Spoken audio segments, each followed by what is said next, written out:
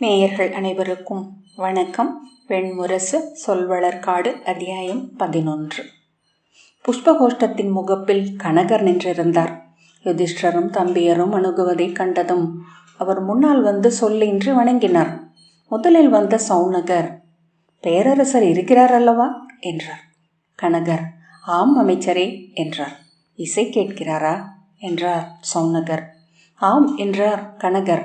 அவர்களை அணுகிய யுதிஷ்டர், இசை மட்டுமே இப்போது அவருடன் இருக்க முடியும் என்றார்.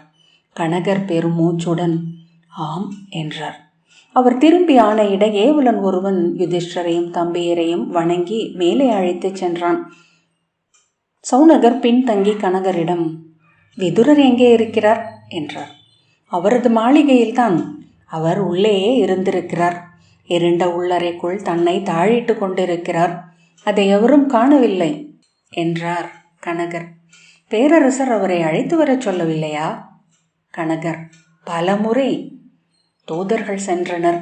நானே 2 முறை சென்றேன். யுயுத்சுவும் சஞ்சயனும் சென்றனர். எவரையும் அவர் பார்க்க ஒப்பவில்லை என்றார். தலையசைத்த பின் சௌனகர் முன்னால் செல்ல கனகர் பின்னால் வந்தபடி, அரசி யாதவ பேரரசியின் வாழ்த்துக்களை பெற சென்றிருக்கிறார். அங்கிருந்து இங்கேயே வருவதாக சொல்லப்பட்டது என்றார். சௌனகர், ஆம், பேரரசரின் வாழ்த்தும் அவர்களுக்கு தேவை அல்லவா என்றார். கனகர் அந்த முறைமை சொற்றொடரை ஓர் விழையால் சற்று வியப்புடன் நோக்கிவிட்டு உடன் வந்தார். இசைக்கூட வாயிலில் நின்ற காவலன் உள்ளே சென்று அறிவித்துவிட்டு வெளியே வந்தான்.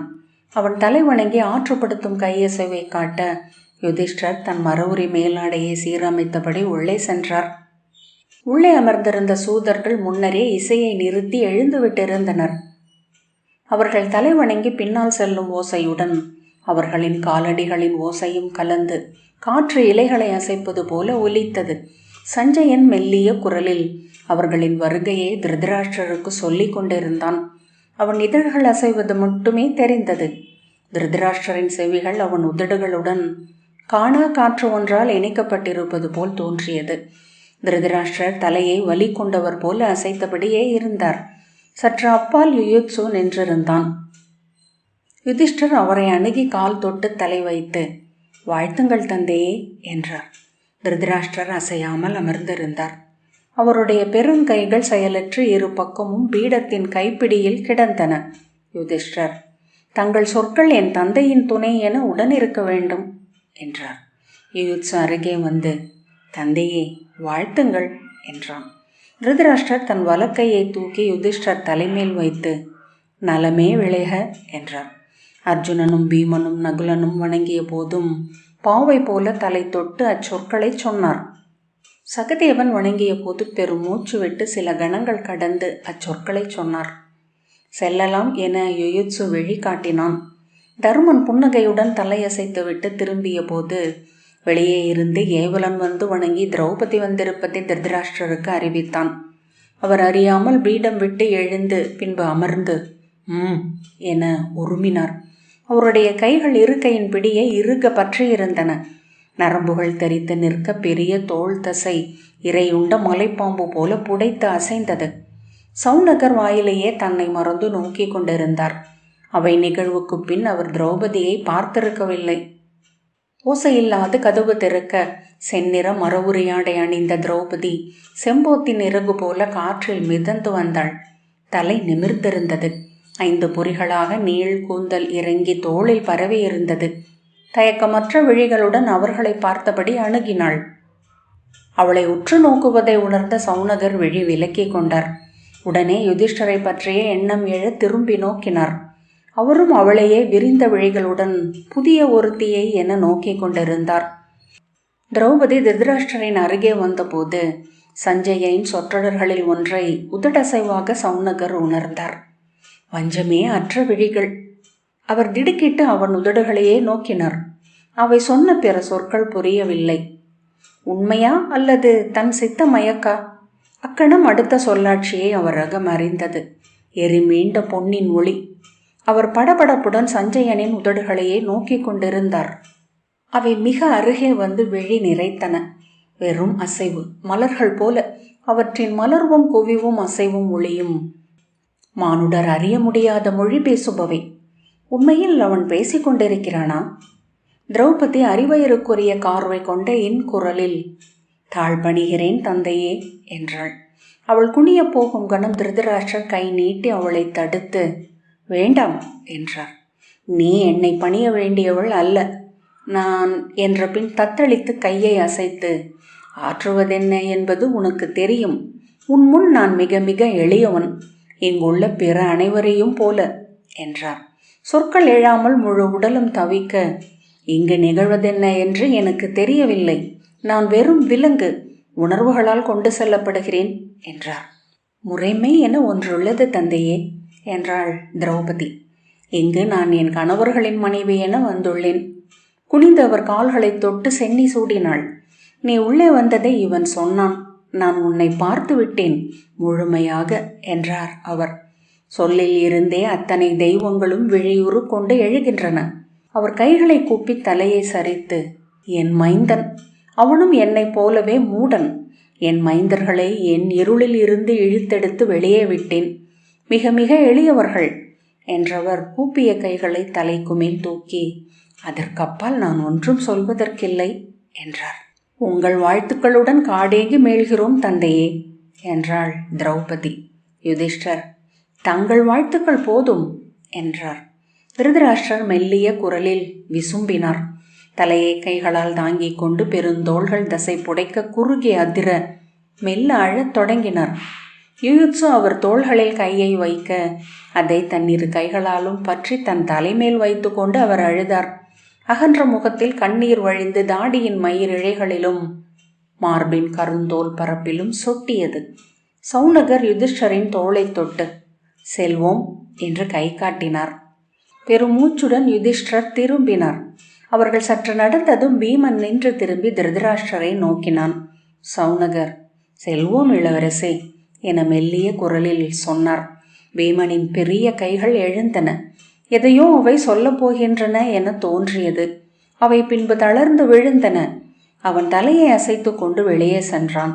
அவர்கள் வெளியே சென்று வாயில் பின்பக்கம் மூடப்பட்டதும் யுதிஷ்டர், பெரிய தந்தை வருந்துகிறார். கனகரே, நான் விரும்பியே காடேகிறேன் என அவரிடம் சொல்லுங்கள் என்றார். பலமுறை அதை சொல்லிவிட்டோம் அரசே என்றார் கனகர். தேறி விடுவார், அவருக்கு இசை இருக்கிறது என்ற தருமன். விந்தைதான், இசை இறந்த காலத்தில் மட்டுமே இருக்கிறது. நிகழ்வதையும் வருவதையும் அது முழுமையாகவே அழித்து விடுகிறது என்றார். விழிகளால் அப்பால் நின்றிருந்த சுரேசரிடம் பேசிவிட்ட சௌனகர், அரசே, நாம் காந்தார மாளிகைக்கு சென்று பேரரசையிடம் விடை கொள்ள வேண்டும் என்றார். இப்போதே பொழுது இறங்க தொடங்கிவிட்டது. அந்திக்குள் நாம் கோட்டையை கடக்க வேண்டும். யுதிஷ்டர், ஆம், விரைந்து செல்வோம் என்றார். திரௌபதி எதையும் கேட்காதவள் போல் இருந்தாள். பாண்டவர்கள் ஐவருமே அவளை நோக்கவில்லை. ஆனால் அவர்களின் உடல்கள் அவளை அறிந்து கொண்டே இருந்தன என்பது தெரிந்தது. இடைநாழி வழியாக அவர்கள் நடந்தபோது காவலர்களும் ஏவலர்களும் சுவர்களிலும் தூண்களிலும் முதுகு ஒட்டி நின்று கை கூப்பி அவர்களை நோக்கினர். பலர் விழிகள் நீர் நிறைந்து ஒளி கொண்டிருந்தன. கடந்து சென்ற பின் விசும்பல்களை கேட்க முடிந்தது. அவர்களின் வருகையை அறிவிக்க சுரேசர் முன்னால் ஓடினார். அவரது காலடி யோசை எழுந்து அடங்கியது. பின்னர் அவர்களின் காலடி யோசை மட்டும் ஒலித்தது. மாறா சொற்றொடர் போல முதலில் கேட்டது. பின்னர் அதுவே மெல்லிய உரையாடலாக கேட்டது. பின்னர் சௌனகர் அறிந்தார், திரௌபதியின் காலடி யோசை மட்டும் தனித்து கேட்பதை. சீரான தாளமாக அது ஒலிக்க பிற அனைவரின் காலடிகளும் தயங்கியும் சீர்பிறழ்ந்தும் உடன் சென்றன. காந்தார மாளிகையில் அவர்களை வரவேற்க சத்தியசேனை வந்து வெளியே நின்றிருந்தாள். உடன் அசலையும் தசார்ணையும் நின்றனர். யுதிஷ்டர் சத்தியசேனையை வணங்கி, அன்னையிடம் விடைபெற்று செல்ல வந்தோம் இளைய அன்னையே என்றார். காத்திருக்கிறார் என்றாள் சத்தியசேனை. திரௌபதி அருகே வர சத்தியசேனை அவள் தோளை வளைத்து மெல்ல அணைத்து கொண்டாள். தசார்ணையும் அசலையும் அவள் கைகளை பற்றி கொண்டார்கள். அவர்கள் சற்று பின்னடைய தசார்ணை மெல்லிய குரலில் திரௌபதியிடம், என்னடி சொன்னார்கள் யாதுவ அரசி என்று கேட்பது காதில் விழுந்தது. திரௌபதி உரைத்த மறுமொழி செவியை அடையவில்லை. கூடத்தின் மையத்தில் பீடத்தில் காந்தாரி அமர்ந்திருந்தாள். அவள் அருகே பானுமதியும் சத்தியவிரதையும் நின்றிருக்க, அப்பால் இளைய காந்தாரியரும் அவர்களின் மருகியரும் நின்றிருந்தனர். அத்தனை பேர் இருந்தும் அங்கே ஆழ்ந்த அமைதி நிலவியது. பெண் திரளின் வியர்வையும் மலர் மணங்களும் சுண்ணப்பொடி மணங்களும் கூந்தல் தைல மணங்களும் கலந்து காற்றில் நிறைந்திருந்தன. ஆடைகள் காற்றில் ஆடும் மெல்லிய ஒலி, எழுந்தமரும் கைகளின் வளையல்களின் கிலுக்கம், தொலைவில் மரக்கிளைகளை குலுக்கியது காற்று. இரு காகங்கள் சிறகசை ஒலியுடன் காற்றலை மேல் ஏறிக்கொண்டன. யுதிஷ்டர் காந்தாரியின் அருகே சென்று குனிந்து கால் தொட்டு தலையில் வைத்து, வாழ்த்துங்கள் அன்னையே, பூசல்களில் இருந்து விலகிச் செல்ல விரும்பினேன். ஆகவே காடைகளாம் என்று முடிவெடுத்தேன். என் உளமுகுந்த அறநிலைகளில் சென்று சொல்லாய்ந்து மீளலாம் என எண்ணுகிறேன். காந்தாரி பெருமூச்சுடன், அனைத்தையும் நான் அறிவேன் என்றாள். யுதிஷ்டர், தங்கள் வாழ்த்து என்னுடன் இருக்க வேண்டும் என்றார். அறம் என்றும் எங்கள் அன்னையரால் வாழ்த்தப்படுவது, அவ்வாழ்த்து உடன் இருக்கட்டும் என்றாள் காந்தாரி. அர்ஜுனனும் நகுலனும் சகதேவனும் அவள் கால் தொட்டு வணங்க, நன்று சூழ்க என்று சொல்லி வாழ்த்தினாள். பீமன் நோக்கும் அங்க வேறெதையோ எண்ணுபவன் போல நின்றிருந்தான். இளவரசே என்றார் சௌனகர். அவன் மீண்டு சூழலை உணர்ந்த பின் சென்று குனிந்து கால்களை தொட்டு வணங்கினான். ஒன்றும் சொல்லாமல் அவள் அவன் தலையை மட்டும் தொட்டாள். சௌனகர் அவள் முகத்தையே நோக்கி கொண்டிருந்தார். அவள் வெண்முகம் குருதி நிறைந்த கலம் போல் இருந்தது. மூக்கும் செவி முனைகளும் கண்ண வளைவும் குருதியென்றே தோன்றின.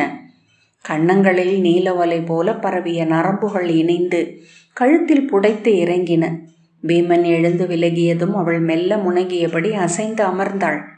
திரௌபதி வணங்கிய போது காந்தாரி அவள் நெற்றிப்போட்டில் குங்குமத்தை வைத்து வெல்க என்று மட்டும் சொன்னாள். திரௌபதி எழுந்து இளைய காந்தாரியரை கால் தொட்டு வணங்கி வாழ்த்து பெற்றாள். பானுமதியை அவள் அணுகி, வருகிறேன் அடி என்ற போது அவள் திரௌபதியை தோள் சுற்றி அணைத்து கொண்டாள். யுதிஷ்டர் மெல்லிய குரலில், நாம் கிளம்பியாக வேண்டும் என்றார். ஆம் என்ற சௌனகர், நாம் கிளம்பும் நேரம் அரசி என்றார். திரௌபதி பானுமதியின் வெண் சங்குவளையிட்ட கைகளை மீண்டும் பற்றி, வருகிறேனடி, மைந்தர்களை பார்த்துக்கொள் என்றாள். பானுமதி விழிகளில் நீர் நிறைந்திருக்க தலையசைத்தாள். அரண்மனை வளாகத்தில் இருந்த யுதிஷ்டரும் இளையவர்களும் கிளம்பிய போது அரசகுடியினர் எவரும் வழி அனுப்ப வரவில்லை. தௌமியர் தன் மாணவர்களுடன் வந்திருந்தார். அவர்கள் கங்கை நீரை மரக்குவளைகளில் கொண்டு வந்திருந்தனர். தௌமியரே, நான் இன்று விடுபட்ட அடிமை, குடிகளுடன் வாழ நெறியொப்புதல் இல்லாமல் காடேகுபவன் என்றார் யுதிஷ்டர். வைதிகர் என்னை வாழ்த்தலாமா என்று அறியேன். தௌமியர் சிரித்து கொண்டு, அரசே, நீங்கள் சத்ராஜித்தாக மணிமுடி சூடி அமர்ந்திருந்த போது பொற்குடங்களில் கொண்டு வரப்பட்ட அதே கங்கை நீர்தான் இதுவும் என்றார். வைதிகன் பற்றி ஏறிய விறகு அவன் ஊழை எரியே வகுக்கிறது. எனக்கு ஆணையிட அழியா சொல் அன்றி மண்ணிலும் விண்ணிலும் எவருமில்லை என்றார் தௌமியர். நானும் என் மாணவர்களும் உங்களுடன் சௌனக காடு வரை வருவதாக திட்டமிட்டிருக்கிறோம். மாவிலையால் கங்கை நீர் தொட்டு தெளித்து வேதம் மோதி அவர் யுதிஷ்டரை வாழ்த்தினார். பாண்டவர்கள் அவரது கால்களை தொட்டு வணங்கிய போது, தெய்வங்களை பேணுக, தெய்வங்கள் உங்களை பேணும், அறத்தை பேணுக, அறம் உங்களை பேணும், சொல்லை பேணுக, சொல் உங்களை பேணும், ஒருவரை ஒருவர் பேணுக, ஒன்றாக திகழ்க, ஆம் அவ்வாறே ஆகுக என வாழ்த்துரைத்தார். மரவுரி ஆடையை இடையில் நன்றாக சுற்றியபடி யுதிஷ்டர் முதலில் நடந்தார். தொடர்ந்து திரௌபதி சென்றாள். பீமனும் அர்ஜுனனும் தொடர்ந்து செல்ல நகுலனும் சகதேவனும் அவர்களுக்கு பின்னால் சென்றனர். முகப்பில் தௌமியர் தன் மாணவர்களுடன் நடந்தார். இறுதியில் சௌனகர் சென்றார். அரண்மனையின் அனைத்து சாளரங்களிலும் உப்பரிகைகளிலும் முகங்கள் செறிந்திருந்தன. கீழே இடைநாழியில் தோளோடு தோள் ஒட்டி காவலரும் ஏவலரும் நின்றிருந்தனர். முற்றத்தின் ஓரங்களில் அசைவற்ற குறுங்காடு போல அரண்மனை சூதர் நெருங்கி நின்றனர். குதிரைகளின் மணிகள் குலுங்குவதும் சாளர கதவுகள் காற்றில் ஆடுவதும் மட்டும் அமைதிக்குள் கேட்டன. எவரோ ஒருவர் தும்மிய ஒலி கேட்டு பலர் திரும்பி பார்த்தனர். பாண்டவர்கள் மரக்குரடுகள் ஒலிக்க கல் பாவிய தரையில் நடந்து முற்றத்தை கடந்ததும் ஒற்றை பெருமூச்சு ஒலிக்க அரண்மனை வளாகமே உயிர்த்தது. பின்னர் மெல்லிய ரீங்காரமாக பேச்சொலிகள் எழுந்தன. எவரோ அதட்டும் குரலில் அனைவரையும் பணிக்கு மேலும்படி ஆணையிட்டனர்.